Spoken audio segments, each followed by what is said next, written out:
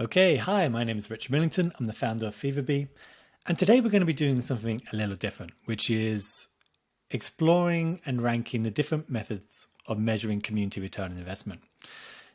And if you've been in the community space for any amount of time, you know there's a huge amount of discussion about how do we prove the return on investment? What's the right way of doing it? What's the wrong way of doing it? And what I find is that a lot of these discussions are very much divorced from reality. And what I mean by that is when we do it for clients, the way people think it works and the way it actually works is very different. People think you get the data and then you analyze the data and then you can show what the result is. And the reality is that it's far, far, far more complex than that. First, even getting access to the data is an absolute pain. And even if you had access to the data, it's then very hard to actually prove the results of anything because there's so many assumptions that are baked into it. Let's imagine, for example, you wanted to show what the impact of community was on retention. What metrics would you look at? There isn't a retention metric in the database, and there isn't a community metric in the database. You have to really be specific about what you're looking at here. What do you mean by community? For example, if someone has participated in the community once, maybe a couple of years ago, and never returned, would you include them in your measurement? And if not, where would you draw the line? Where would that cutoff point be? Or another example, let's imagine you want to know what anything was on retention. How would you measure retention? Is it whether they remained as a customer for 1 year after the next? Like there's got to be a specific metric that you look at. Is it a 3-month retention rate, a 1-year retention rate? So you end up with very precise questions, which is, do community members who participated 3 times in the past year have a higher retention rate than those who participated less? You get very specific questions.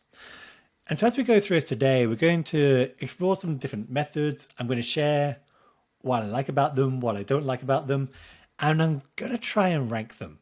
I don't know how successful this is going to be. I haven't tried this before, but I think it's going to be interesting to find out whether it works or not. So here's what I've got. I've got a tool called TierMaker. Again, haven't used it before, but hopefully it'll work out well.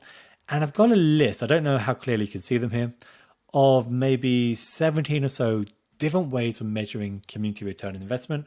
And I'm going to rank them from undeniable, as in the top tier, the most valid method that you can have, to bogus, which is it will give you a completely false or extremely misleading result. And then on that journey, we've got credible, plausible, speculative, and dubious as well.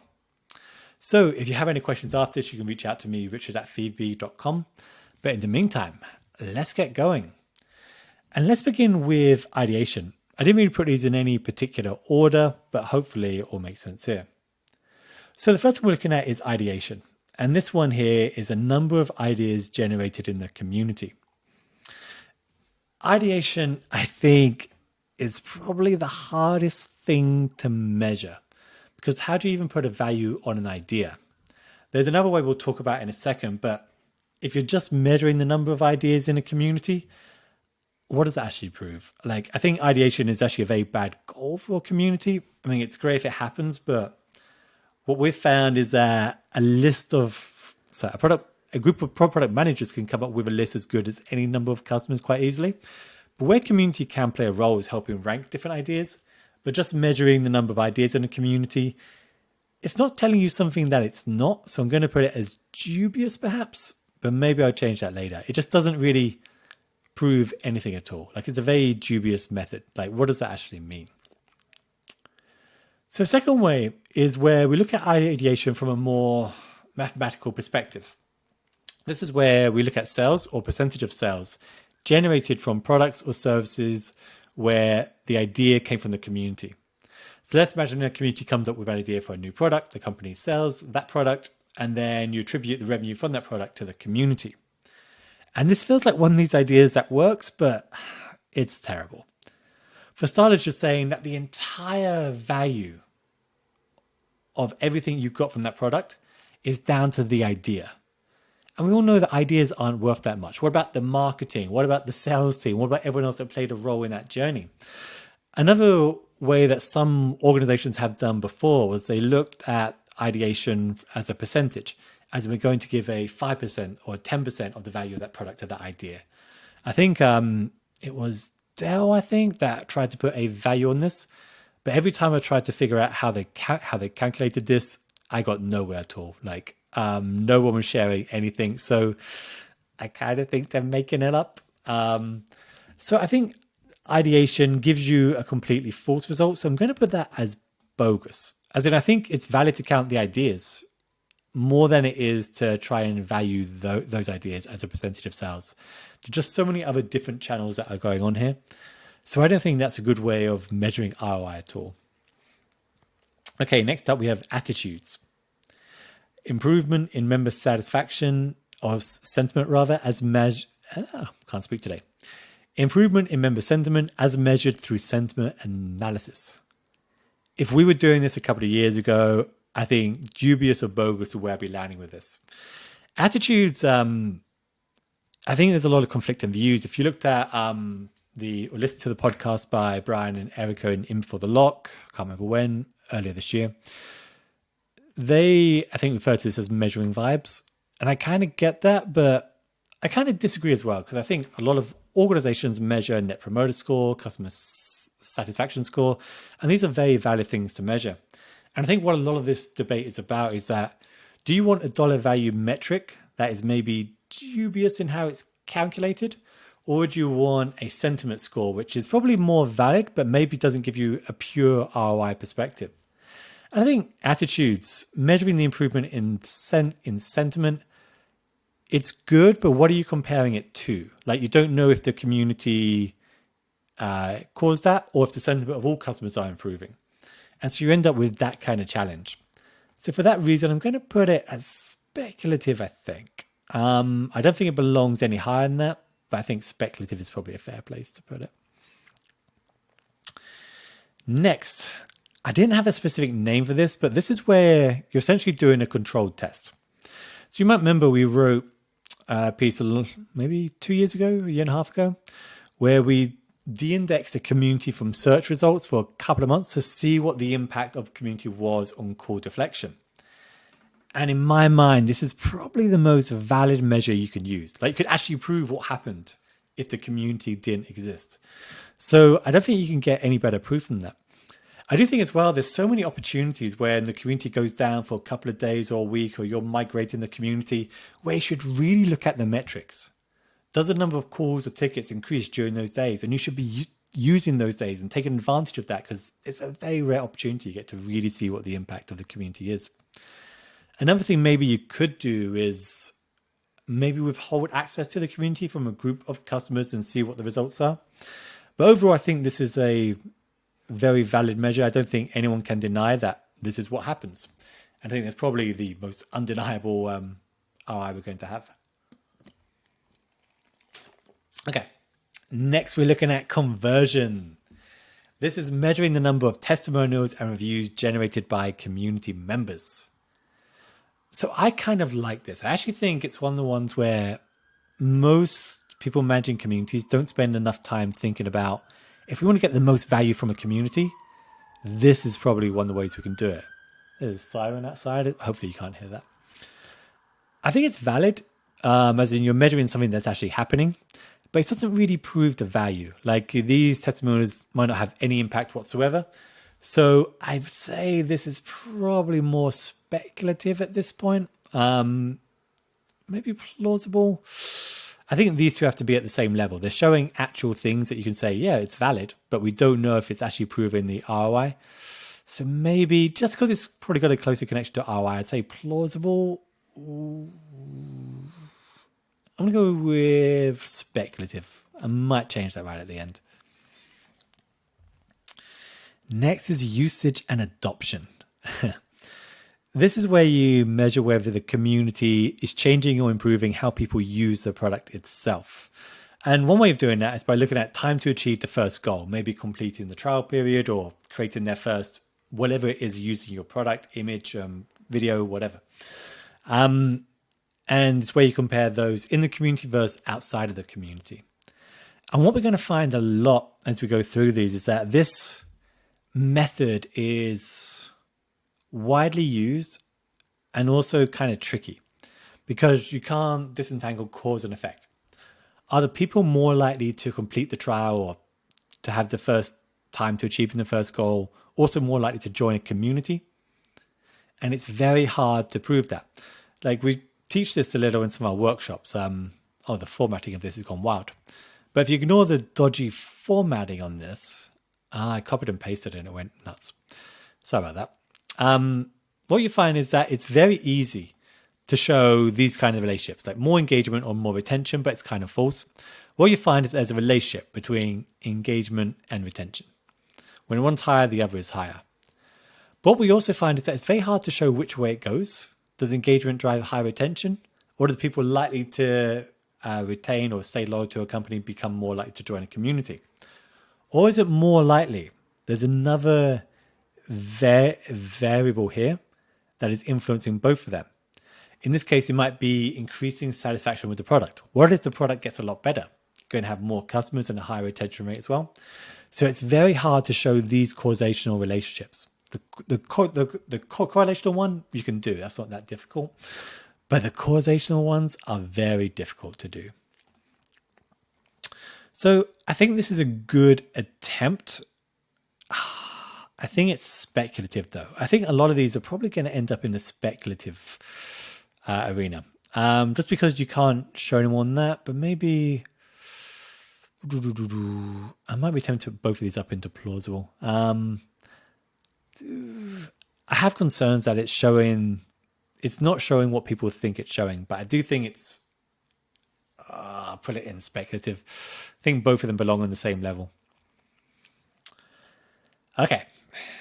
Next is community influence revenue. Community influence revenue there's different ways of doing it. And this is probably the more valid way, where you have a broader attribution model, where you compare a non-community journey with a community journey, and then you assign a value to the impact of the community. So if you know that there's people that don't join a community and you compare them to people that do join a community, then see if the revenue is higher from one group or the retention rate, conversion rate, whatever you're tracking is higher in one group, then you can say the community influenced that revenue. That's the much better way of doing it. And then you have at least something valid that you can use. So I quite like this. I think as long as you have a broader attribution model that's valid, I think this is a quite good thing to measure. But you really have to show they wouldn't have joined the community anyway. And so that's kind of tricky because people more likely to become a customer, often more likely to join a community. But I think this is more credible, maybe plausible. I'm going to go with plausible, actually. I'm going to be a little bit harsh, and then we'll see how we go. Okay. Next, direct tracking.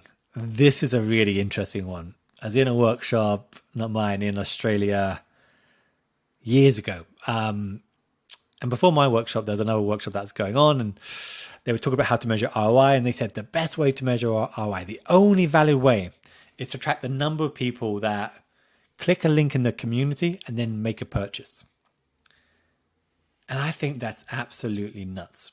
It reminds me many years ago when Dell was saying that they made millions and millions of dollars by selling products at a discount on Twitter. And that's crazy. Like if someone buys via the phone or via the internet, you don't attribute those sales to that channel.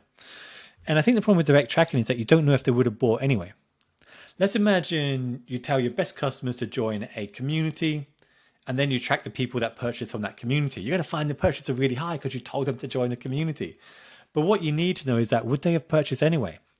And so I think this is bogus. I think this is going to lead to a very misleading result. It's going to give you very good results in the sense that it's going to show the community of ROI is really, really high. But they're bogus, especially if you add a discount as well, which is what Dell were doing. They were selling discounted products on Twitter and people buying for the discount, not because it's on Twitter. You can't assign that to the medium. So I'm going to put that as a bogus result. Next, number of people who engage. Oh, this is there twice. Well, let me move that one out of the way. Number of people who engage with a community prior to making the purchase. This is another way of tracking community influence revenue.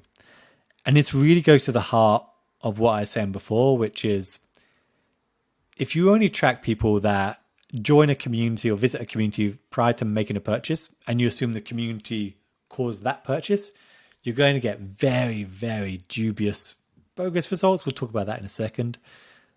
but I think it's a very misleading approach. The problem with this is you have absolutely no idea if the community increased their likelihood or decreased it.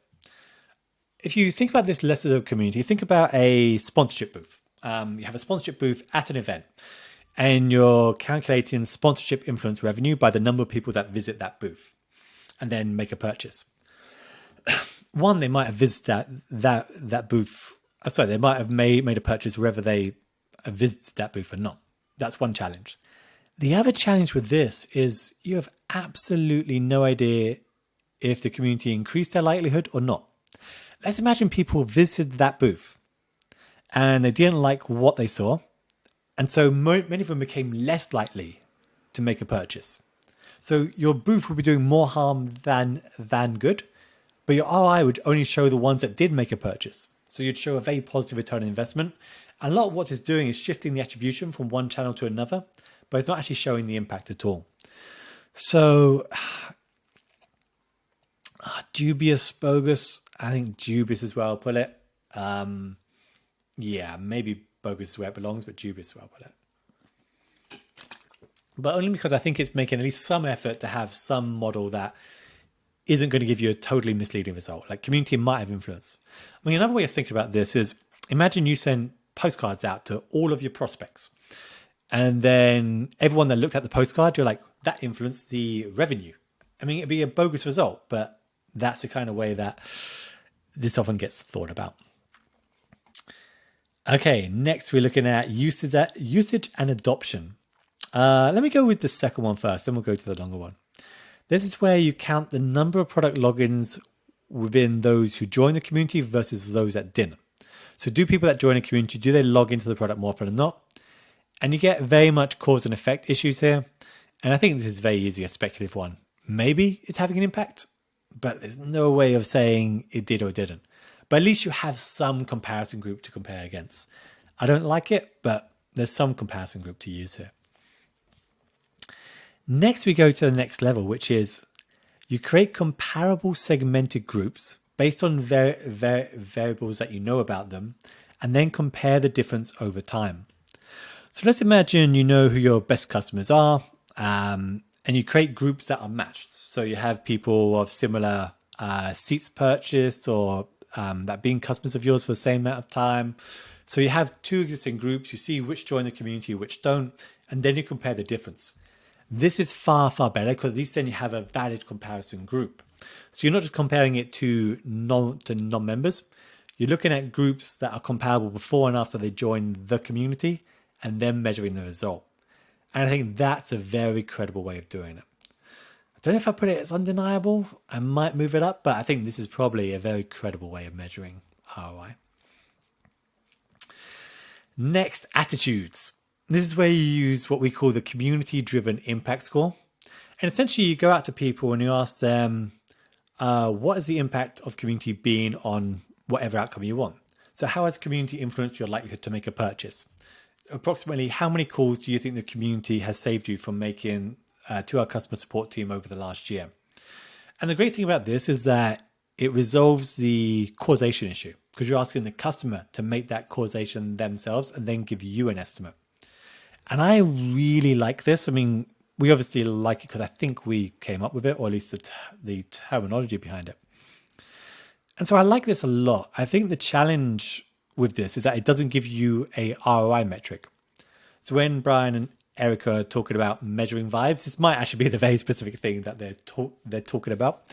But I think if this isn't valid, then Net Promoter Score isn't valid, CSAT isn't valid. And so I think at least you're going beyond what most people have. So I think this is a credible way of proving ROI, but only if you are reporting to someone that wants to know the impact on the attitudinal level.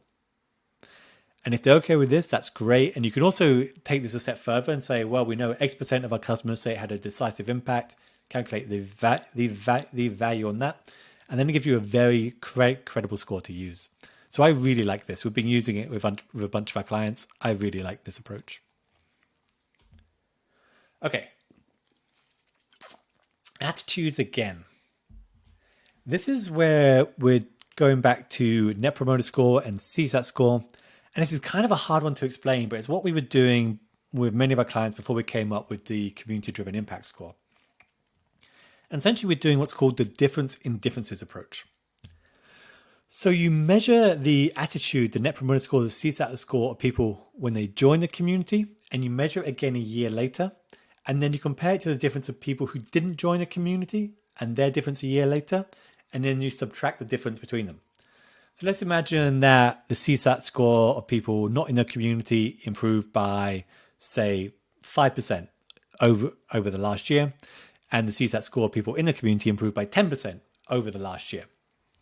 Well, then you can subtract one from the other and say, well, community increased the CSAT score by 5%. And I like that, likes a lot. The only reason I wouldn't put it higher perhaps is I think Net Promoter Score is a measure of advocacy.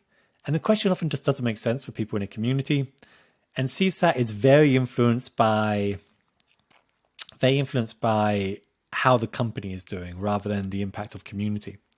So I'm going to put this as plausible, maybe credible.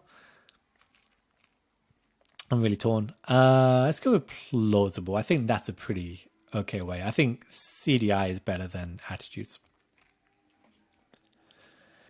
Okay, next we're going to look at retention. And let me go with the most basic level of retention first, which is where we compare the retention rates of members who have joined a community against those who didn't join a community. This runs directly into the same issue as before, which is the people who participate in a community are more likely to stay retained as customers. Yeah, possibly. But it's also likely the people that are going to churn are very unlikely to join a community. Their usage is lower. They're going to have less questions. And so I think this is dubious at best. I mean, bogus, I wouldn't go quite that far. Or maybe I should put it speculative. No, actually, I think, just to be fair to these, I think speculative is probably, it doesn't really prove anything. It's very common to use it, but you're just comparing the difference. You're not comparing what the impact of community is. There's no way of isolating the community impact on this one. Okay. Now let's go to the next level. This is where you use retention. So you use regression analysis. I'm so tired today. We use regression analysis to account for the major variables that you feel would have an impact when determining that relationship. So here you might look at product usage as an independent variable which you would account for when you build the model. And I'm not going to go far into explaining what regression is, but you're basically just looking at the impact of one metric on another.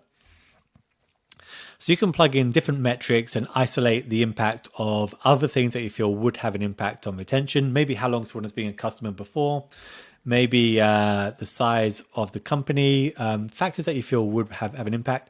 Maybe their satisfaction score if you've got that information. This is a lot better.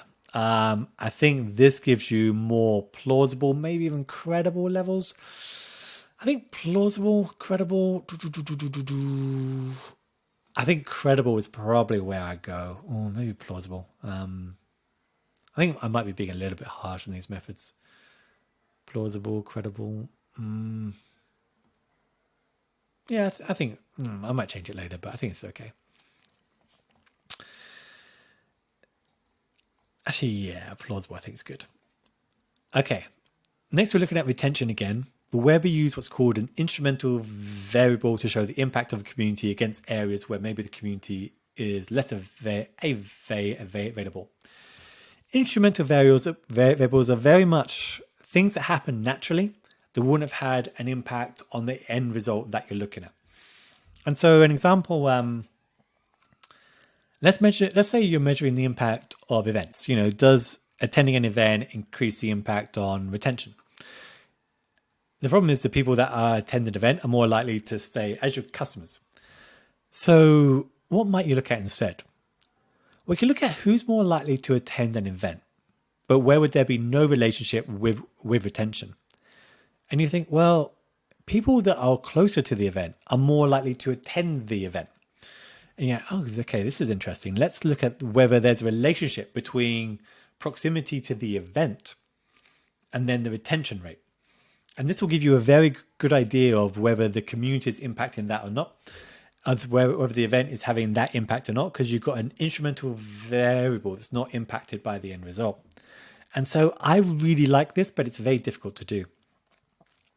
In the community space, you might look at regions where the community is not available, languages even where the community is not available, things like that, things that would occur naturally. And I think this is a very credible way to prove ROI. It's just very difficult to explain, but I like it. Like, it's a very valid way of measuring ROI. Okay, let's round out two other retention methods. Retention is one of the ones we're going to look at a lot, because I feel like retention is one of those ones that people really want to know. It's very hard to prove. Okay, another way of measuring retention is where you look at what the forecasted retention rate is. So we know that our forecasted retention rate, maybe it's been steady for a long time, maybe it's been slowly increasing over the last couple of months or years. And then you look at whether it's changed since launching the community or since a period of rapid growth in that community. So then you compare what the forecasted result was against the actual result. This doesn't prove the community is doing it, but if you have a very strong relationship between, say, the launch of the community or the growth of the community and the increase in retention rate, this is probably a pretty good sign. So I think this is a very credible way of measuring ROI. So I'm going to put it at that level. Maybe plausible. I think credible is fine. Okay, next. This is a hard one to explain. This is where you use what's called propensity score matching, and you create comparable groups by past behavior, then compare those who did or didn't join the community. So propensity score is essentially where you create a group of people who are likely to join a community based on the characteristics of people that have joined the community, and then you compare those who did or didn't and see what the impact was. So you can then isolate what the impact of community is. You need a lot of data to do this, but it's a very good way of measuring ROI, because then you're accounting for a lot of things that you know would otherwise have impacted the result.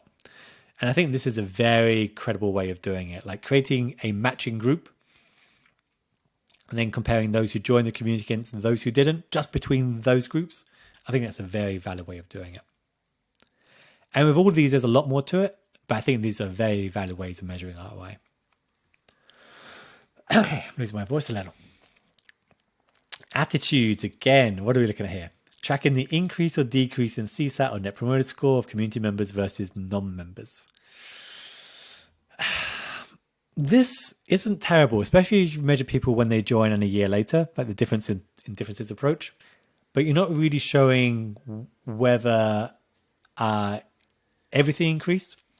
So let's imagine a company improves its products. I think literally as the example we had here, where you might find that instead of retention, the Net Promoter Score is higher because the products are better. But that be happening for people in the community and outside of it, so you can't really prove it's a community. So I think maybe this is dubious, speculative. I think speculative is where I'd put it. Okay, next, core deflection. Actually, let's do community influence revenue. This is where you count the number of people engaged. Oh no, this is the one that we did before, and this was a duplicate, wasn't it? So let's skip that one. Okay, let's do engagement first, where you're just tracking the increase in decrease in engagement prior to participation. This isn't bogus, as in it's not telling you something that isn't there. It's just a very dubious way of measuring ROI. It doesn't really tell you anything. You can have a lot of people sharing cat photos. You can have a lot of spam, and that'd still show up as a positive thing. So it's not bogus, but yeah, it's dubious. Like, you wouldn't use it. Okay, core deflection. Let's look at the most common way first. So core deflection is probably the most common method we use of measuring ROI today. And I think the challenge with core deflection, quite honestly,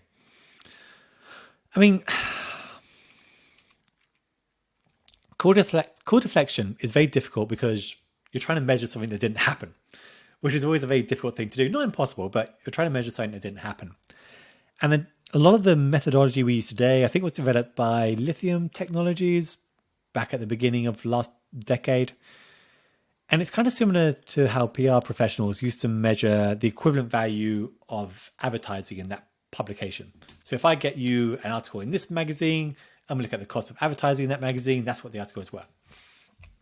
And PR professionals generally don't use that today because they've realized how bogus that is. And I think the problem with a lot of the core deflection methodology is that it gives you really high numbers.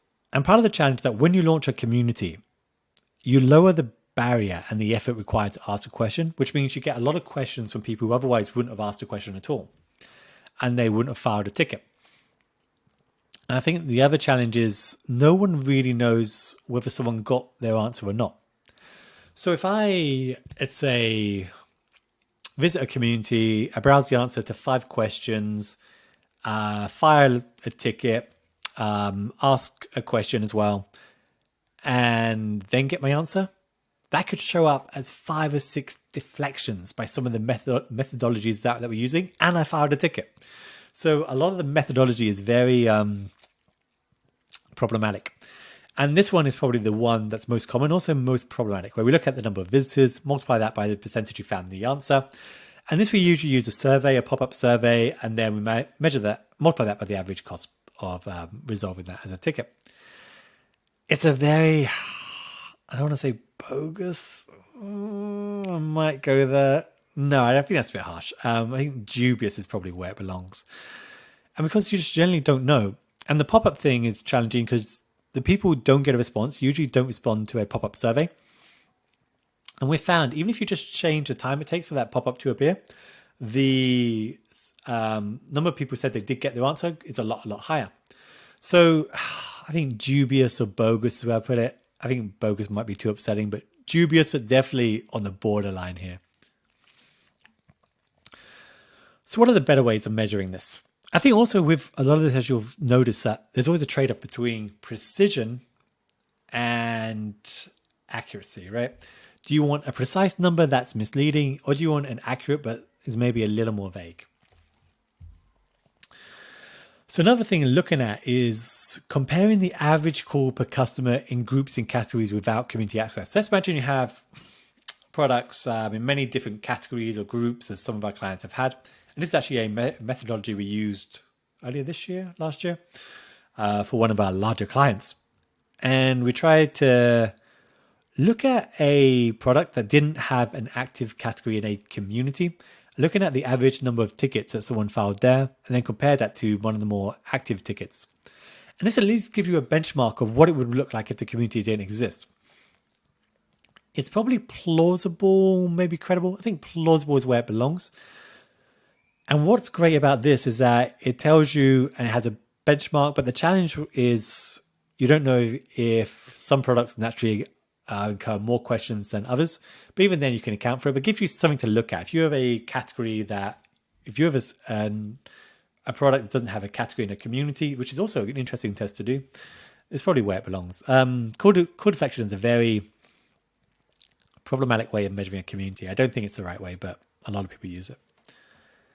Another, you know what, that's not fair. It's the right way for some communities. There are some communities, I think Microsoft especially actually, like have a methodology that's a lot more robust and factors into a lot of different things and calculations. And also think about someone that visits your community for 10 seconds or 20 seconds. There's no way they got an answer in 20 seconds, but a lot of people would include that in their analysis here. So you got to just filter out a lot of those things, and a lot of people don't try hard enough because the more filters you apply, the lower the result is. One of the more infuriating things I've heard from several clients over the years is that they came up with a methodology for call deflection. Their boss said that the number was too high, so then they revised it down. That's nuts. You don't decide what outcome you want and then find the methodology to match. That's completely the backwards way of doing this. Okay, final one. Tracking the average number of calls per customer in the community group versus comparable non-community groups. So this is a bit tricky because people that use the product the most are also more likely to use the community and also more likely to have questions about it. But if you can isolate that, this is a plausible way of measuring it. Maybe credible, actually. Probably going to skip these and put that as credible. This is plausible. Because at least then there's something you're comparing the community against. So I think you've got a more valid way of doing it. And that gives you something that you can measure against. So if you know that there's people in a high active customer group and you compare them to join the community, those that don't, then you have some measure. But then also people that don't log in, you don't have a lot of data there. So it's plausible more than credible, I think. Okay, this is where we're at. So undeniable, we've got all metrics. Credible, we got those that generally have a good comparison group that we can use. Plausible, we've got metrics that, yeah, these could be showing something's good. I mean, I wouldn't be embarrassed to show these. Speculative, I probably would advise clients not to use these. Dubious, definitely not. Bogus, yeah, that's more charlatan behavior, where you know this isn't right or accurate and you shouldn't be using these. So hopefully you found this interesting and useful. Part of what I want to do today is show there's so many more ways of measuring ROI than what we're using at the moment. And what I would say is you've got to set aside a percentage of your budget for measurement. If you look at any major program by a government or a large organization, they will set aside 10 to 15% of the budget for measurement. And I think one of the reasons why a lot of community professionals aren't taken seriously enough is that they don't set aside enough of their budget.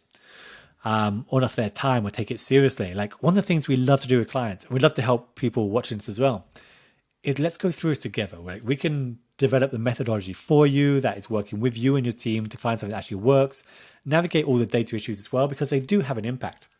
One of the things I'll share just before we go up is like, you can't just select any method that you like. It really depends on the kind of data you have access to and what kind of analysis you can do.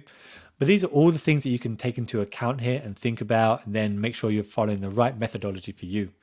And this is where we want you to be. And so if you're interested, then drop us a line. We'd love to help you out. And it's being interesting doing this with you. Hopefully you found it useful and let me know if you want more videos like this. And I'll speak to you all soon. Have a good rest of your day and good luck.